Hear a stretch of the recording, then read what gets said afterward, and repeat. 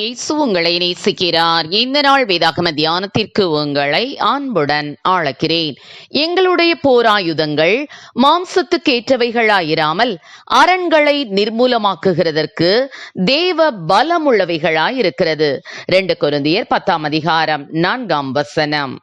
ஒரு ஊரிலே வாழ்ந்து வந்த சன்மார்க்கனான எஜமான் தன்னுடைய வீட்டு வேலைகளை கவனிப்பதற்காக ஒரு ஊழியனை வேலைக்கு அமர்த்தினார்.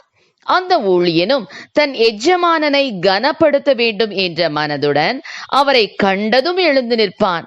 அவர் நடு ஜாமத்திலே வீடு திரும்பினாலும் அவர் வரும் வரை இரவு உணவை உண்ணாதிருப்பான். எஜமானனை குறித்து யாராவது தவறாக பேசினால் அவர்களை கடுமையாக கடிந்து கொண்டு சண்டைக்கு ஆயத்தமுள்ளவனாக இருந்தான். இப்படியான பல காரியங்களை அவன் கருத்தோடு செய்து வந்தான். ஒரு நாள் அவனுடைய எஜமானவன் அந்த ஊழியனை அழைத்து அவனை நோக்கி, நீ என்னை கனப்படுத்த வேண்டும் என்று அநேக காரியங்களை செய்து வருகிறாய். ஆனால் நான் உனக்கு கொடுத்த அநேக வேலைகளோ செய்யப்படாமல் இருக்கிறது. நான் உன்னிடத்தில் கொடுத்த வேலைகளை நிறைவேற்ற வேண்டும் என்பதற்காக அல்லவா உன்னை வேலைக்கு அமர்த்தினேன். நான் சொல்வதை நீ செய்யாமல் நீ விரும்பியதை செய்வதினால் நீ என் வார்த்தையை கனவீனப்படுத்துகிறாயே என்று அவர் கடிந்து கொண்டார். எனக்கு அருமையானவர்களே, அந்த எஜமானனை போலவே நம்முடைய ஆண்டவராகிய இயேசுவும் நம்மை உண்மையுள்ளவர்கள் என்று கருதி நம்மிடத்திலே பொறுப்புகளை கொடுத்திருக்கிறார்.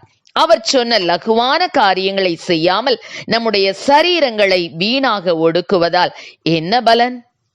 சில விசுவாசிகளுக்கு வேதத்தை வாசித்து தியானிக்க நேரமில்லை, ஜெபிக்க நேரமில்லை, ஊழியம் செய்வதற்கு நேரமில்லை.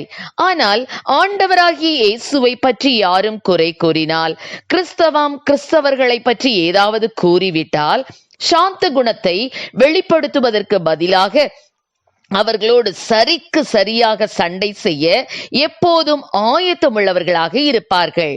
இது மாம்சத்திலே உண்டாகும் கிரியைகள். நம்முடைய போராயுதங்கள் மாம்ச பலன் அல்ல என்பதை அறிந்திருந்தால், துன்மார்க்கர் தங்கள் அறியாமையினாலே சண்டைகளை ஆரம்பிக்கும் போது நாம் அதை ஜெபத்திலே தரித்திருந்து வெற்றி சிறக்கின்றவர்களாக மாற்ற வேண்டும். இதுவே தேவனுக்கு பிரியமான கிரியை.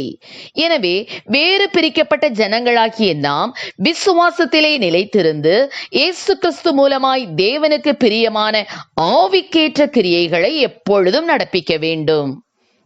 ஆம் பிரியமானவர்களே, மாம்சத்தின் கிரியைகளை நம்மை விட்டு முற்றும் அகற்றுவோம்.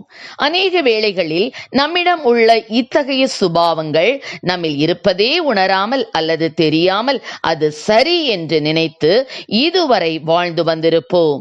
இனி நம்மில் ஆவிக்குரிய மாறுதல்கள் ஏற்பட அர்ப்பணிப்போம். நாம் தேவனுடைய தோட்டத்தில் நடப்பட்டவர்கள்.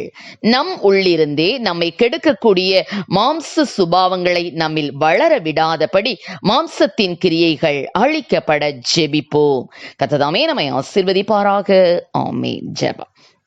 எங்களை அதிகமாய் நேசித்துவல் நடத்துகிறீங்களா அன்பின் பரலோக பிதாவே, அப்பா நீர் எங்களை உண்மையுள்ளவர்கள் என்று எண்ணி கொடுத்த கர்த்தாவே ஸ்தோத்திரம் ஆண்டவரே. அப்பா காரியங்களை, அப்பா தாளந்துகளை நாங்கள் சரியாய் பயன்படுத்தக்கூடிய கிருபைகளை கொடுப்பீராக ராஜா. ஆண்டவரே, மாம்சத்தின் கிரியைகளுக்கு, அப்பா மாம்சத்தின் காரியங்களுக்கு முக்கியத்துவம் கொடுக்காதபடி கர்த்தாவே ஆவிக்கேற்ற காரியங்களில் நாங்கள் முன்னிற்கக்கூடிய கிருபைகளை கொடுப்பீராக ராஜா. மாம்சத்தின்படி பிழைத்தால் சாவீர்கள், ஆவியினாலே சரீரத்தின் செய்கைகளை அழித்தால் பிழைப்பீர்கள் என்று சொல்லியிருக்கிறே தகப்பனே. அப்பா, எவர்கள் தேவனுடைய ஆவியினாலே நடத்தப்படுகிறார்களோ அவர்கள் தேவனுடைய புத்திரர் இருக்கிறார்கள் என்று சொல்லி இருக்கிறீரே தகப்பனே. அப்பா, நாங்கள் ஆவியினாலே கர்த்தருக்கு பிரியமான காரியங்களை செய்யக்கூடிய கிருபைகளை கொடும், ஆசீர்வதியும். இயேசுவின் நாமத்திலே ஜெபிக்கிறோம் நல்ல பிதாவே. ஆமென்.